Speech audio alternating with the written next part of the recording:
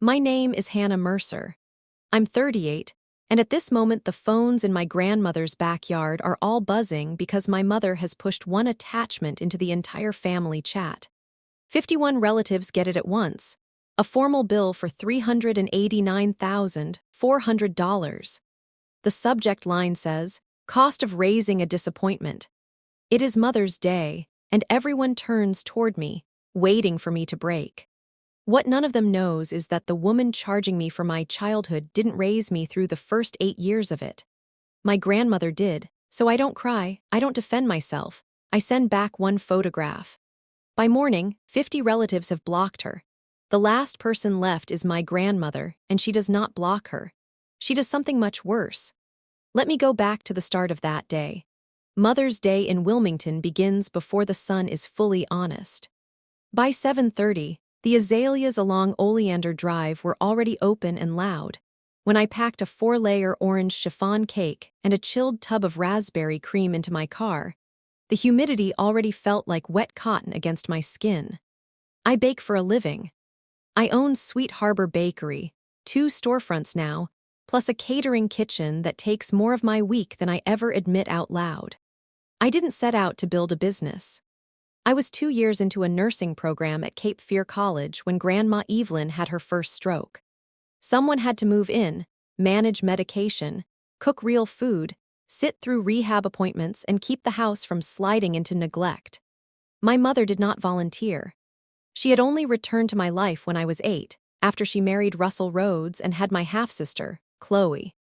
Even then, she came back like someone claiming an old storage unit, not like a mother who had missed a child. Her new husband, her new baby, her new version of herself, those were the center of the room. I was the leftover piece that didn't match the set. Chloe was 14 when Grandma Evelyn's stroke happened. I left school, came back to Wilmington, and spent the next year moving between my grandmother's recliner, the outpatient clinic, and a rented commercial kitchen that cost me $460 a month. The bakery was not a dream at first. It was rent. It was medicine. It was a way to pay for grab bars, blood pressure cuffs, and enough groceries for 2 women trying not to drown. To most of my family, none of that counts. They only remember the part where I left college. My mother, Vivian Rhodes, has always had a polished way of presenting her daughters. At family gatherings, Chloe comes first. My youngest, 29, getting married in October to a wonderful corporate lawyer. Then her eyes slide to me. And Hannah, well, she does desserts. She says desserts like she's describing a hobby table at an elementary school fair.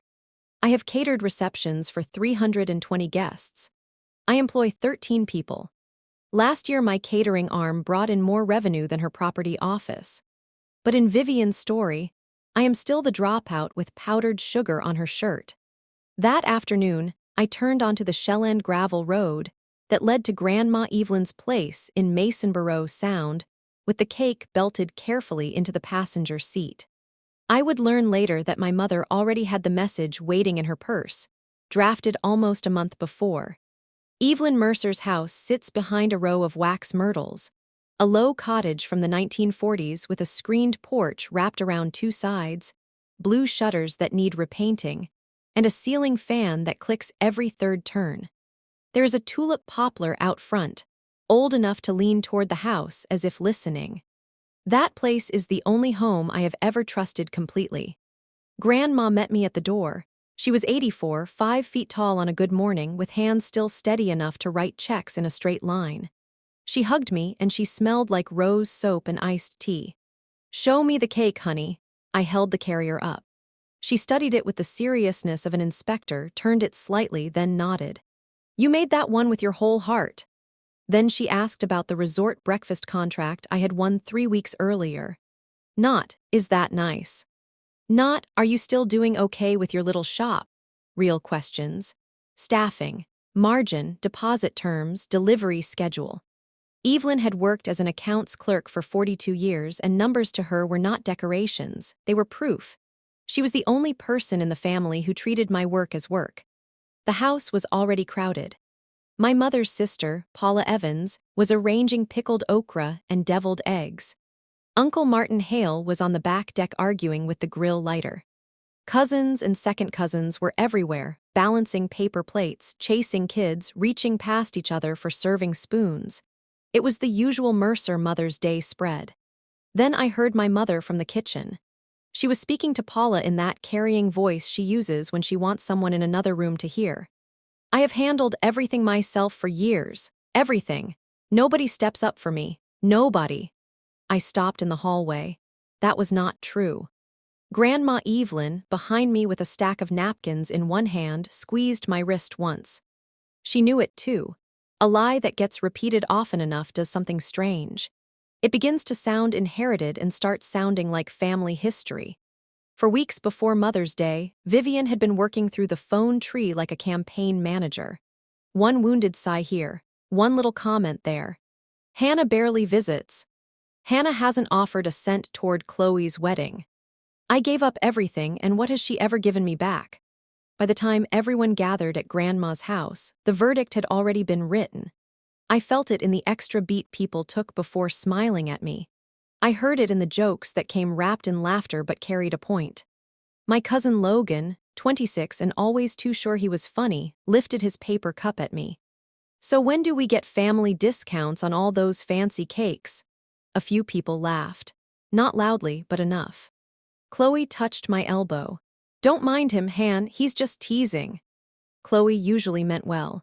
She had been raised to be the easy one, the daughter who stayed on the path, finished school, kept Vivian pleased, and never asked why the path had been cleared for her.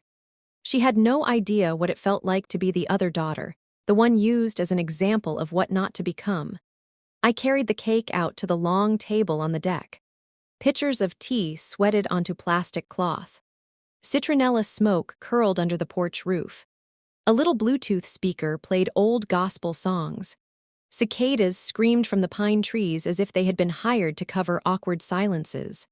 Then every phone went off at once. Mine buzzed in my back pocket. Paula's lit up beside the egg tray. Martin's chirped near the grill. Phones around the kids' table flashed one after another. 51 devices, the same alert. I took out my phone. Group chat, Mercer family. Sender, Mom. The message opened with was one word. Invoice. My mother set down her glass of tea, folded her hands, and smiled. "Everyone, look at your phones for a second." I opened the attachment. It looked professional, almost ceremonial. She had formatted it like a business statement with numbered lines, a bold heading, and red totals. I could tell she had spent hours making it clean enough to wound. At the top it said, Vivian Rhodes, account statement. Below that was my full name. Then the charges. Prenatal care and delivery, $11,200. Infant and toddler care, ages 0 through 4, $26,500. Early childhood expenses, ages 5 through 8, $41,900. School years, ages 9 through 18, $104,000. Life I rearranged for you, $98,000. College fund you threw away, $43,000. Emotional burden, 38 years, $64,800. Total due, $389,400. At the bottom, in red letters, she had typed, "Pay what you owe or tell this family what you have always been, a disappointment who cost me more than she returned." I read the document twice. The numbers were nonsense, padded and invented, but the accuracy was not the point. The point was the audience. My mother had staged a trial, and the attachment was her opening statement. Around the table, relatives scrolled. Some frowned like they were doing difficult math. Some looked at me with pity. Others pretended to study their plates. Vivian sat across from me, ankles crossed, chin lifted, with the look of someone who had finished her closing statement and expected the room to side with her. Then I went back to 2 lines. Ages 0 through 4, $26,500. Ages 5 through 8, $41,900. She had billed me for years she wasn't there. She charged me for bottles she never warmed, fevers she never checked, school forms she never signed, nightmares she never sat beside. Those were Grandma Evelyn's years. Vivian had taken them and put her own name on them like stolen property. I placed the screen against the table. The cicadas kept shrieking. The fan over the porch clicked every third rotation. Nothing physical had changed, but the air had tightened, the way it does before thunder breaks over the water. I calculated the risk the way I calculate supply orders. If I said nothing, 51 people would leave believing I was selfish, ungrateful, a woman who had taken and never paid back. My daughter, Maya, 5 years old and asleep in her car seat because Owen was going to carry her in after her nap, would grow up hearing that her mother was the family burden. But if I reacted the wrong way, if I shouted, cried, called Vivian a liar across a Mother's Day table, then I would become exactly what my mother needed me to be: unstable, dramatic, cruel to my own mother on a day meant for honoring mothers. She had built it that way. Mother's Day gave her cover. The family chat gave her a jury. Weeks of whispering gave her witnesses. Paula leaned toward me. "Sweetheart, do you want to respond?" I looked at her, then at my mother, then at the attachment again. Ages 0 through 8. Almost $70,000 for mothering she had never done. And buried in my photos, inside a folder I almost never touched, was the image that could make everyone stop guessing. Under the table, Grandma Evelyn's hand found mine. She did not speak. She simply held on, dry and steady, the same grip that had guided me through this same grass when I was small and terrified of bees. She knew exactly what Vivian had claimed. She knew what those first 8 years had actually looked like, because she had lived every one of them. I squeezed her fingers. In that moment I decided I was not going to recite my childhood to people who had already been warmed up to doubt me.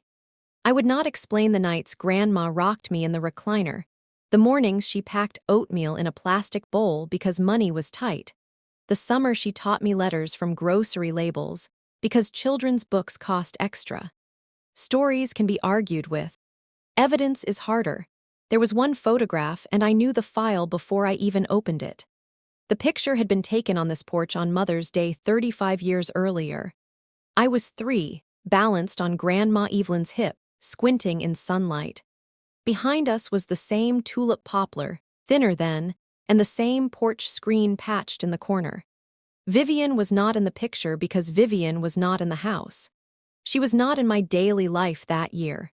Grandma was holding me the way a mother holds a child when nobody else has stayed. I kept my voice calm. "Mom, according to this invoice, you raised me since the day I was born." Vivian's chin lifted another inch. "I did. Including 0 through 8, every day that mattered." Every day, her smile stayed in place, but her hand tightened around the glass stem. "Every day," she said. "Fine." I opened my photos. Vivian spoke before I could find the folder. "Well, Hannah," everyone read it. Her voice moved across the deck like she was leading a board meeting. Smooth, practiced, certain. "I read it," I said. "So did 51 other people." "Good, then maybe they finally know the truth." "Which truth?" Her eyes narrowed. "The truth that I did the raising, made the sacrifices, and got embarrassment in return." From birth." "You're sure?" The pause was tiny, half a breath, but I saw it. So did Uncle Martin, who was sitting near the grill with his paper plate balanced on one knee. Cleared his throat, not speaking yet, just tipping his head the way men do when a number doesn't add up. Vivian noticed. "Martin, you remember," she snapped. "You remember me being there." Martin scratched the side of his jaw. "I remember Evelyn having that child most of the time." "For a short period," Vivian said quickly. "While I worked." "Worked where?" he asked. The yard went quiet. A mockingbird called from the poplar. The fan clicked. Vivian straightened. "I owe you no explanation, Martin." She looked around the table. "I don't have to justify myself to anyone here. I raised both of my daughters. I denied myself so they could have what they needed." Paula had been holding her fork in midair. She lowered it. "Vivian, where were you during those early years?" My mother's jaw locked. "I was putting my life back together. Mothers have to rebuild too." "And Hannah was with whom while you rebuilt?" Martin asked. That was when Grandma set down her napkin. The whole table shifted. Not the chairs, not the plates, the feeling. People who had been half nodding 5 minutes earlier now looked from Vivian to Martin, from Martin to Grandma, and the timeline began to wobble. I pressed softly. "Your invoice lists infant and toddler care at $26,500. "Correct. And early childhood 5 through 8 at $41,900. "I raised you." What address did we live at when I was 4? Silence. Vivian blinked. We moved. No. I lived here with Grandma. That was temporary. 4 years temporary. I was working, Hannah. I was making a future for you. Her voice rose just enough for me to recognize the tone she used when a property closing got messy and she needed the buyer to stop reading the fine print. Around us, phones still glowed while people read the invoice again, but their eyes were different now. Logan lowered his phone. Paula's mouth flattened into a line. I was not yelling. I was not calling her names. I was asking for places and years, and her document could not contain the answers. Logan leaned toward his mother, whispered something, then looked back at Vivian. Aunt Vive, Hannah's got a point. Vivian's nostrils flared. So this is what we're doing. Everyone turns on me after everything I've done. No one answered. The cicadas filled the space. The picture was still unsent. I wanted to see how much of the lie she would say out loud while everyone was listening. Vivian did what she always did when a room started slipping away. She stood. She pushed her chair back, put both hands flat, and spoke to the deck like she was giving testimony. Let me make this plain. I carried Hannah in my body. I delivered her. I returned when I could. I signed the school paperwork.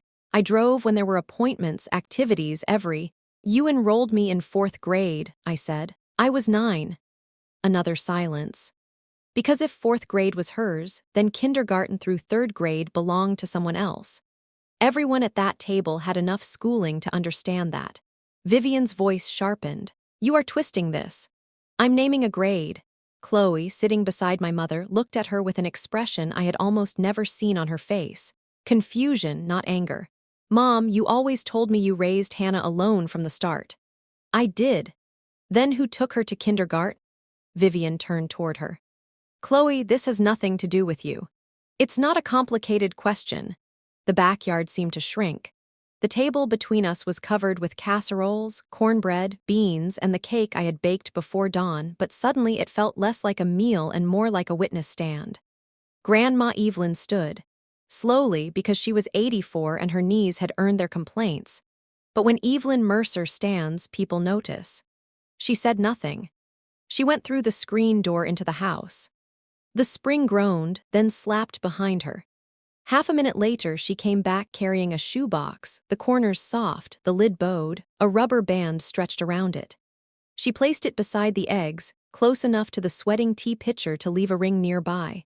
Nobody touched it. The box sat there as if it had been waiting 30 years for its name to be called. Grandma rested one hand on the back of her chair. For more than 3 decades, this box sat in my closet. It holds photographs, letters, and receipts from the time Hannah came to me until the day Vivian took her back. My mother's face faded under her makeup. Mom, don't. Hush. Grandma did not raise her voice. She did not have to. Her hush was not a request, it was a ruling. I kept them because I keep records, that's what I do. She looked at me. Hannah, should I open it? I gave a small shake of my head. Not yet, Grandma, I want to finish this first. She nodded and sat down, but the box remained on the table, the rubber band still holding the lid shut, right beside the tea. Vivian stared at it. She knew enough to be afraid. She had to. Most of whatever was in that box had existed because of her. A lifetime of balancing accounts had taught Grandma not to flatter records. They do not swell with emotion. They do not round up pain into neat totals. They sit still, exact and patient, until somebody tries to erase what happened. Chloe leaned close to Vivian and whispered. I did not hear the words, but I heard the tone. For the first time, my sister sounded like she was asking our mother something instead of agreeing with her. The lid was still shut, yet the porch already felt different. I glanced at the group chat. Messages were coming faster now. Relatives who were not at the cookout, cousins in Raleigh, an aunt in New Bern, Grandma's brother's children in Durham, were responding with question marks and short, uneasy sentences. Vivian, what is this? Is this serious? This seems cruel. My mother had sent the bill to 51 people because she wanted the whole family leaning on me until I apologized. But she forgot that a group chat opens both ways. Once everyone is invited into a story, not everyone will stand where you placed them. I counted silently. Of those 51 relatives, at least 15 were old enough to remember Grandma raising me. Martin remembered. Paula remembered pieces. Grandma's older brother, Leonard, 82 and living outside Durham, remembered. These were not strangers. These were people who had walked through this house years ago and seen me on Grandma's hip with no Vivian in sight. They had not talked about it because families are experts at discussing everything except what matters. They debate recipes, folding chairs, who brought ice, whose child needs a nap. They leave the important things under floorboards. Vivian thought silence meant she owned the story. She was wrong. Silence only meant no one had been forced to choose until that afternoon. Chloe scrolled through the chat, then looked at my mother. "Mom, the chat is filling with questions." "Good," Vivian said, though some polish had slipped out of her voice. "I heard it." Grandma did too. I still waited to send the picture. Every sentence Vivian added now would be a sentence she could not pull back later. The heat thickened. It was a little after 6 in coastal North Carolina, and the sun kept pressing through the porch screen, laying long bars of light over the tablecloth. The citronella candles had melted into shallow pools. Behind us, the grill popped because Martin had forgotten the lid open. Family confrontations do not always explode. Sometimes they drag. Every second stretches. Every breath feels witnessed. Nobody blinks because blinking means missing the line that cannot be uncrossed. Vivian stood again and tapped her spoon against her glass, the little signal she used at charity luncheons when she meant to take the room. "Everyone on this porch and everyone reading the chat needs to hear me." The porch went still. "My daughter Hannah has been given every opportunity I could afford. I covered the hospital bill. I carried the costs of childhood. I put money towards school until she walked away from it. And what came back to me? Nothing, no money, no gratitude, not even basic respect." She paused and let her eyes move over the table. "So today, on Mother's Day, with this family watching, she can make it right or finally admit what she is." Logan had his phone up, recording. 2 cousins copied him. Vivian pointed at me. "Hannah, stand up." I stayed seated. "Say it," she demanded. "Say you're grateful for all I gave up." I met her eyes. "No," the word landed heavily. "No. Because the invoice is false and you know it." Vivian turned to the family as if I had just proven her case. "You see, 38 years old and she can't even thank her own mother. This is what I have lived with. A daughter who abandoned school, plays shop with pastries, and expects the world to clap for her." Some relatives shifted.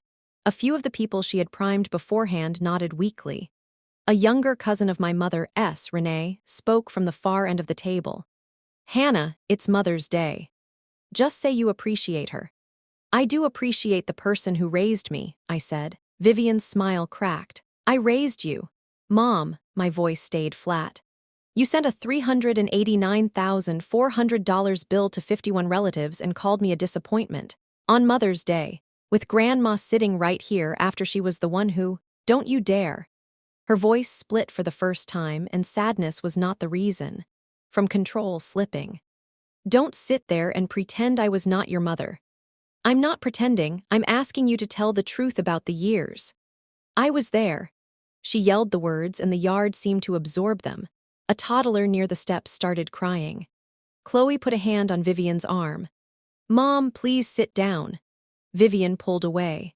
Her eyes had gone wet and her lower lip trembled, and for half a second I saw something behind the performance, something frightened, stubborn, almost human.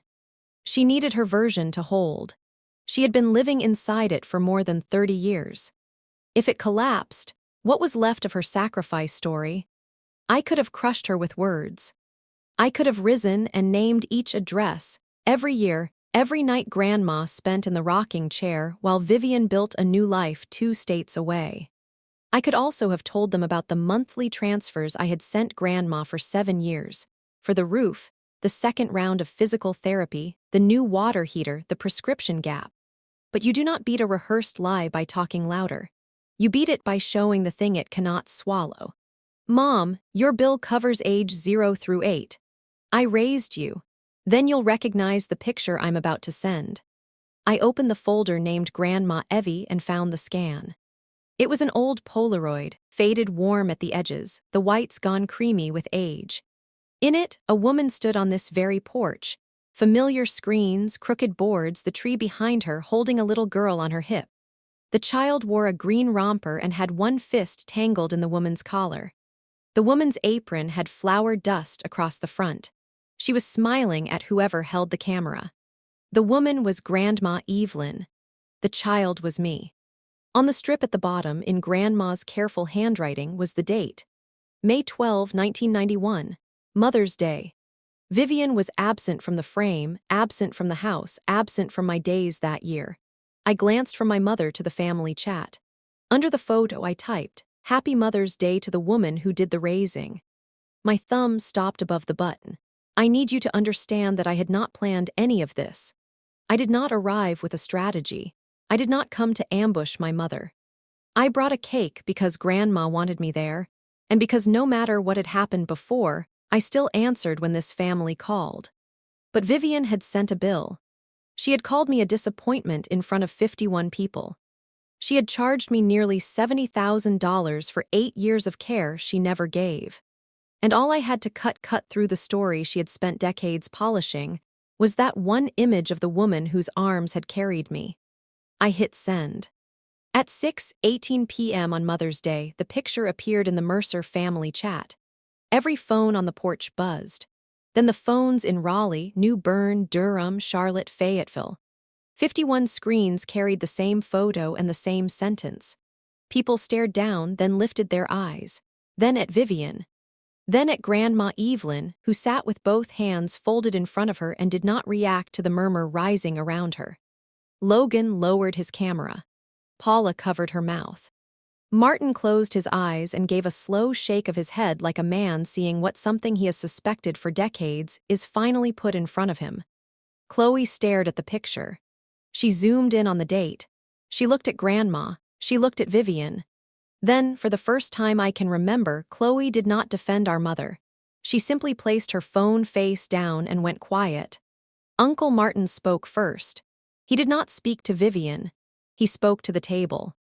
"That porch is familiar," he said, tapping his screen.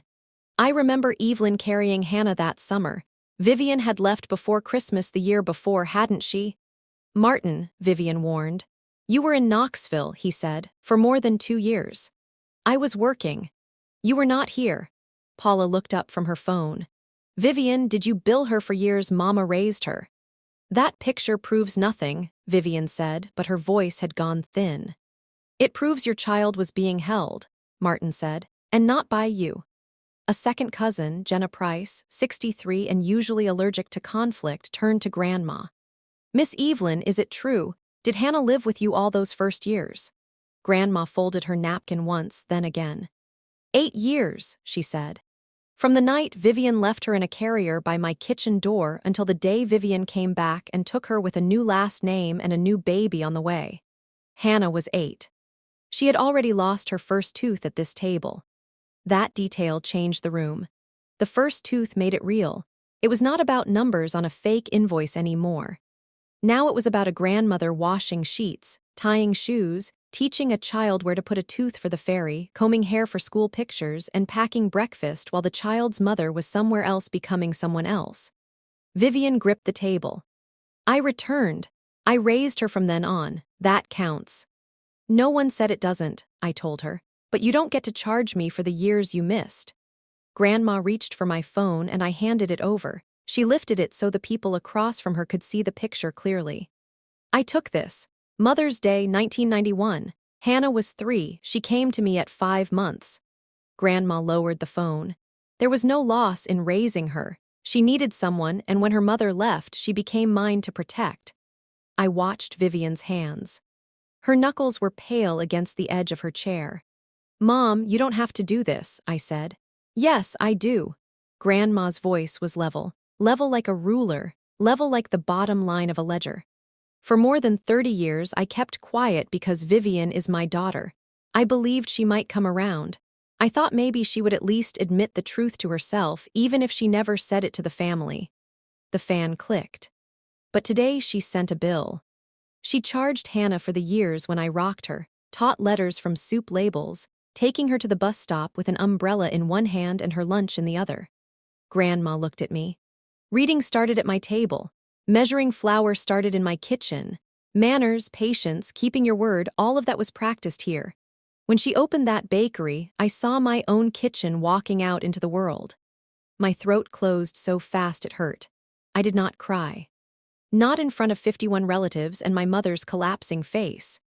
Still, I wanted to because Grandma had shown me those things 1,000 times and had almost never said them out loud. Now everyone had heard. Logan broke the next silence. He had been scrolling through the chat, reading messages from relatives who were not there. "Aunt Vivian," he said slowly, "why today? Why send this right before Chloe's wedding?" The question hung over the table. Vivian said nothing. Chloe turned toward her. "Mom." Still nothing. Chloe's voice got smaller. "Are we okay financially?" Vivian stared past us at the poplar tree. "I saw the catering quote," Chloe went on. "The venue deposit too, the florist bill, where is the money coming from?" Paula put her plate down. "Vivian, you told me Chloe's wedding was covered." "It is," Vivian said. "With what?" Martin asked. "Your listings have been thin for months. I know because my neighbor pulled his house from your office." The porch moved from tension into recognition. Everyone began doing the same math I had already done privately. That bill was not about an honest belief that childhood had put me in debt. Vivian needed money, and the invoice was the lever she chose.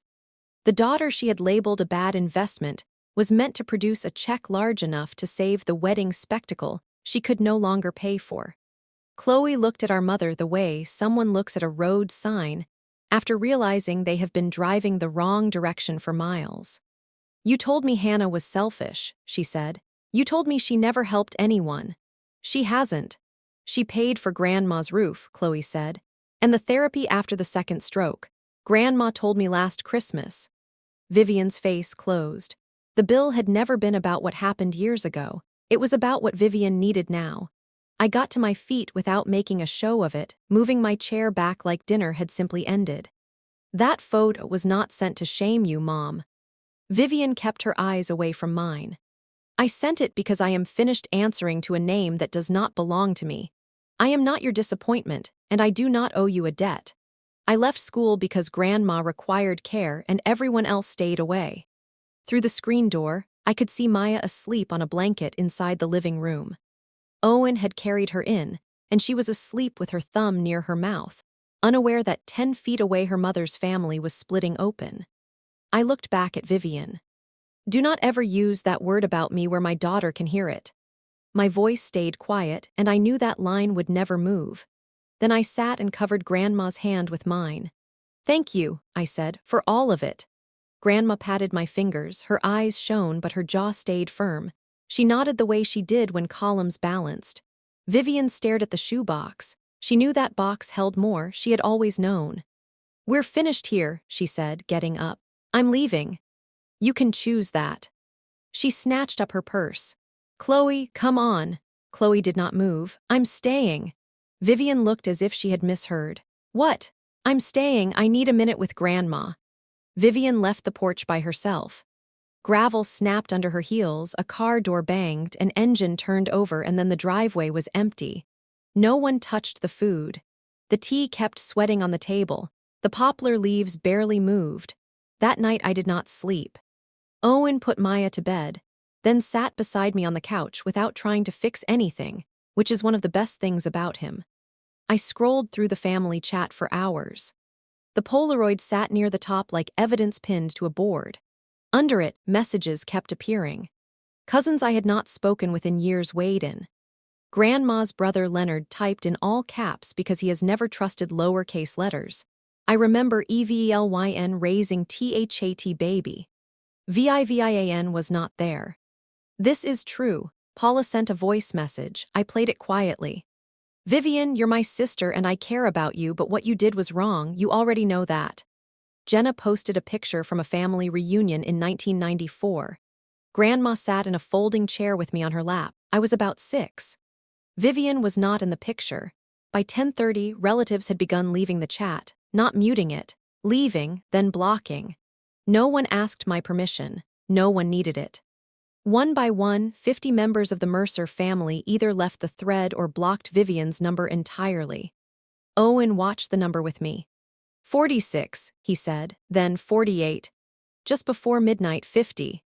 Only one person had not blocked Vivian. Grandma Evelyn. I texted her. Are you okay? 3 minutes later, she answered. I'm all right, honey. I'm not blocking her. You don't have to, I know, but I'm not finished. I looked at that text until the letters blurred. I did not know what she meant. I found out the next afternoon. Grandma called people one at a time, not through the chat, by phone the way she had done for 60 years. Come to the house at 3, I have something to show you. I drove over with Maya in the backseat and a hard knot under my ribs. Owen stayed home. He said the Mercers had to face this part without him. He was right. The porch was crowded when I got there. Paula, Martin, Logan, Jenna, Leonard, who had ridden in from Durham, and several others stood or sat around the cleared table. Chloe sat rigid on the swing, arms crossed tight, with the hollow-eyed look of someone who had been awake all night. Vivian was not there. Grandma sat at the head of the table. Everything had been cleared away except the shoebox.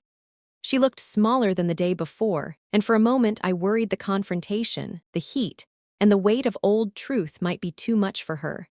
Then she looked up, and I saw the steel behind her softness. It was the look she had given me when I used to come home from school in tears. We handle this. This box has been with me for more than 30 years, she said. I kept it hoping never to need it. I kept it because I was protecting my daughter. She slipped off the rubber band.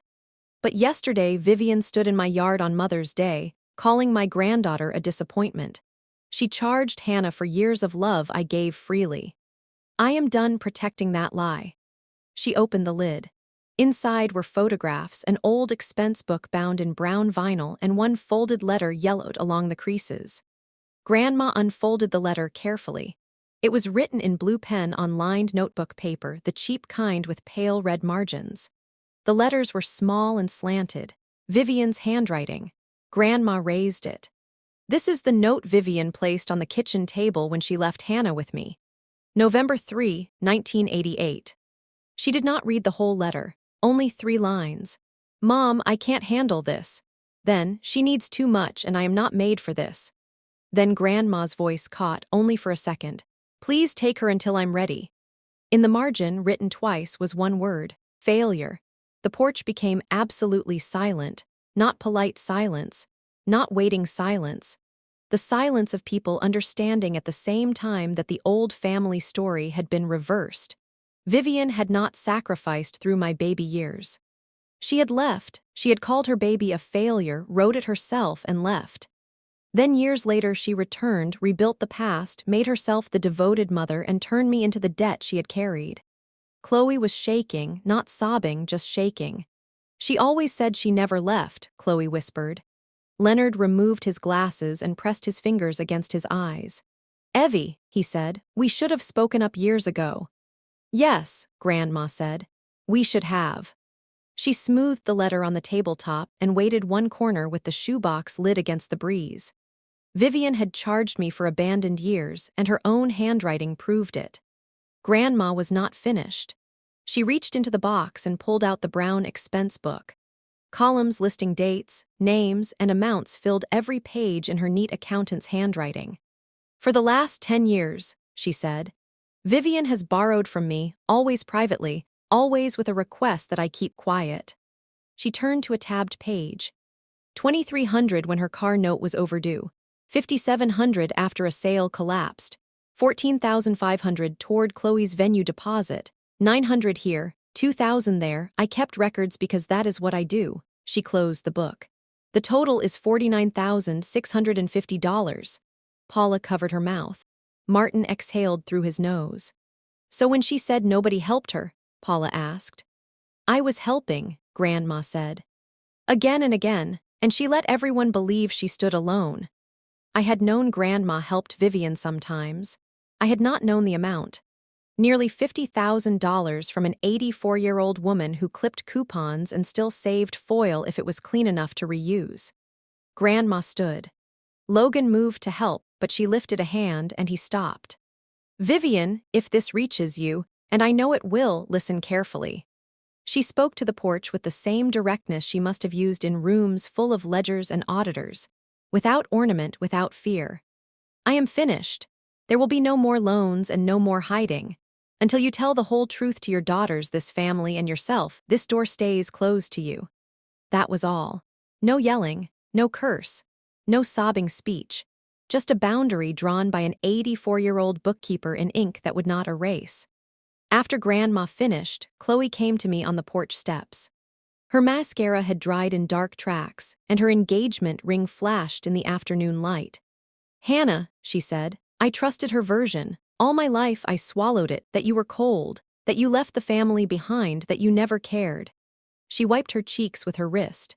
"I'm so sorry." Before I could think about it, I hugged her. Some gestures arrive before decisions do, especially when a person stops guarding the wall that kept you apart.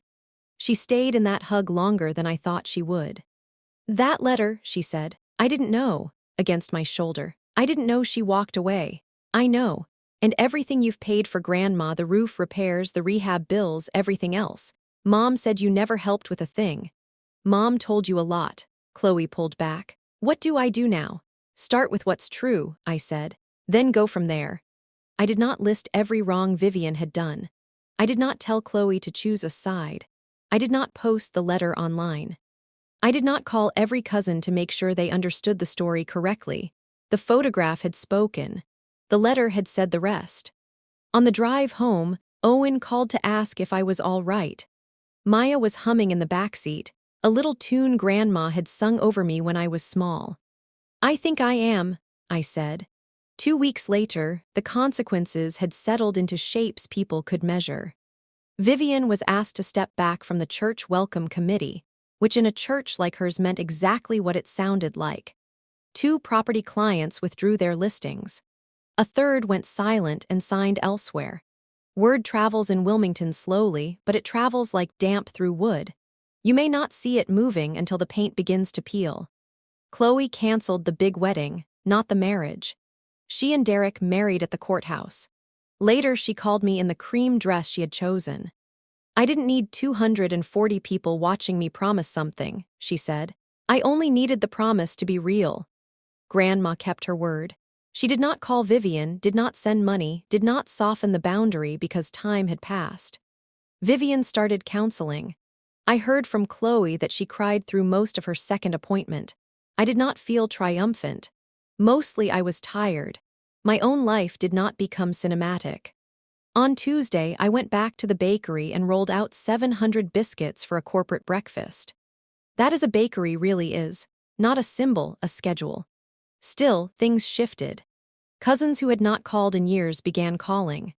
Logan came by the shop, embarrassed, and asked if I needed weekend help. I did. In August, the Wilmington Harbor Arts Board offered Sweet Harbor the Autumn Festival food contract. 3 days, nearly 4,500 visitors. That offer was unrelated to the family mess. They had followed my work for nearly a year. Weeks later, I posted one picture.